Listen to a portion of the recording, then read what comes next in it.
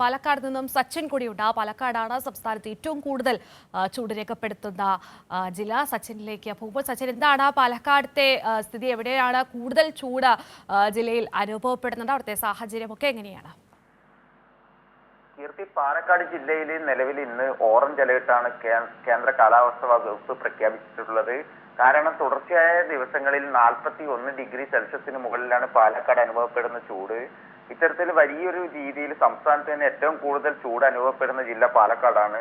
ഇതിന്റെ ഭാഗമായിട്ട് കഴിഞ്ഞ ദിവസങ്ങളിലും വലിയ രീതിയിലുള്ള ജാഗ്രതാ നിർദ്ദേശം അടക്കം ജില്ലാ ഭരണകൂടവും സംസ്ഥാന ഭരണകൂടവും നിർദ്ദേശം നൽകിയിരുന്നു.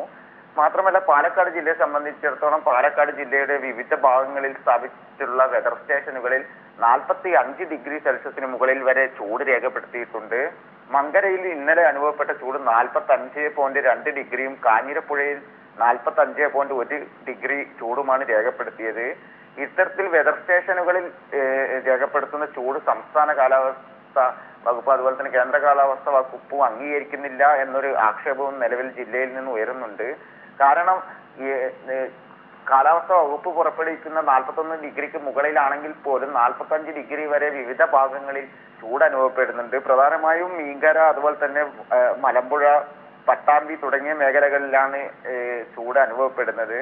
നേരത്തെ പറഞ്ഞതുപോലെ തന്നെ വലിയ രീതിയിലുള്ള ജാഗ്രതാ നിർദ്ദേശം ജില്ലയിൽ നിലനിൽക്കുന്നുണ്ട്. കാരണം പകൽ സമയങ്ങളിലെ അനാവശ്യ യാത്ര അതുപോലെ തന്നെ ജോലി ക്രമീകരണം തുടങ്ങിയവ ജില്ലാ ഭരണകൂടം മുൻപേ നിർദ്ദേശം നൽകിയിരുന്നു. കഴിഞ്ഞ ഒരു മാസത്തോളമായി 40 ഡിഗ്രിക്ക് മുകളിൽ തന്നെയാണ് പാലക്കാട്ട് അനുഭവപ്പെട്ടുകൊണ്ടിരിക്കുന്ന ചൂട്. ഇതിന്റെ ഭാഗമായിട്ട് പകൽ സമയങ്ങളിൽ നടത്തുന്ന പൊതുയോഗങ്ങൾ അതുപോലെ തന്നെ പൊതുപരിപാടികൾ അടക്കം നടത്താൻ പാടില്ല എന്നൊരു നിർദ്ദേശം പാലക്കാട് ജില്ലയിൽ നിലനിൽക്കുന്നുണ്ട്. മാത്രമല്ല, ഇന്നലെ ഓറഞ്ച് അലേർട്ട് പ്രഖ്യാപിച്ചതിനാൽ ഇന്നലെ കളക്ടർ ഇന്ന് മുതൽ മെയ് 2 വരെ ജില്ലയിലെ വിദ്യാഭ്യാസ സ്ഥാപനങ്ങൾക്ക് അവധി പ്രഖ്യാപിച്ചിട്ടുണ്ട്. മെഡിക്കൽ കോളേജ് ഒഴികെയുള്ള എല്ലാ വിദ്യാഭ്യാസ സ്ഥാപനങ്ങളും അടച്ചിടണം എന്ന നിർദ്ദേശമാണ് ജില്ലാ കളക്ടർ നൽകിയിട്ടുള്ളത്. അതുപോലെ തന്നെ ട്യൂഷൻ സെന്ററുകൾ, മദ്രസ, അവധിക്കാല ക്യാമ്പ് നടക്കുന്ന സ്ഥാപനങ്ങൾ തുടങ്ങിയവ എല്ലാം അടച്ചിടണം എന്ന നിർദ്ദേശവും ജില്ലാ കളക്ടർ നൽകിയിട്ടുണ്ട്. കൂടാതെ ജില്ലയിലെ ആശുപത്രികളിലും അതുപോലെ തന്നെ വീട്ടിലും രോഗം ബാധിച്ച് കിടക്കുന്നവർക്കും അതുപോലെ തന്നെ അസ്വസ്ഥതകൾ അനുഭവിക്കുന്ന ആളുകൾക്കും കർശനമായ സംരക്ഷണം ഒരുക്കണം എന്നൊരു നിർദ്ദേശവും ജില്ലാ കളക്ടർ നൽകിയിട്ടുണ്ട്. കാരണം നിർജ്ജലീകരണം അതുപോലെ തന്നെ മറ്റ് ശാരീരിക പ്രശ്നങ്ങൾ ഈ ചൂടുമായി ബന്ധപ്പെട്ട് ഉണ്ടാകുന്നത് തടയാൻ വേണ്ടിയിട്ടാണ് ഇത്തരത്തിലൊരു നിർദ്ദേശം ജില്ലാ ഭരണകൂടവും അതുപോലെ തന്നെ ആരോഗ്യ വകുപ്പും നൽകിയിട്ടുള്ളത്. മാത്രമല്ല, ജില്ലയിലെ ബസ് കാത്തിരിപ്പ് കേന്ദ്രങ്ങൾ അതുപോലെ തന്നെ പൊതുവായിട്ടുള്ള ഇടങ്ങൾ തുടങ്ങിയ സ്ഥലങ്ങളിലെല്ലാം എൻജോയ് യൂണിയനുകളുടെ സഹകരണത്തോടു കൂടി കുടിവെള്ളം അടക്കം വിതരണം ചെയ്യാനുള്ള സൗകര്യം ഏർപ്പെടുത്തണം എന്ന ഒരു നിർദ്ദേശവും ജില്ലാ കളക്ടർ നൽകിയിട്ടുണ്ട്. മാത്രമല്ല, പാലക്കാട് ജില്ലയെ സംബന്ധിച്ചിടത്തോളം പാലക്കാട് ജില്ലയിൽ കഴിഞ്ഞ തെരഞ്ഞെടുപ്പ് ദിവസം വരെ ആളുകൾ മരിക്കുന്ന ഒരു സ്ഥിതി ഉണ്ടായി. കാരണം നിർജ്ജലീകരണം അടക്കം ബാധിച്ച് കുഴഞ്ഞു വീണാണ് മരണപ്പെട്ടത് എന്നൊരു നിഗമനത്തിലാണ് ആരോഗ്യ വകുപ്പ്.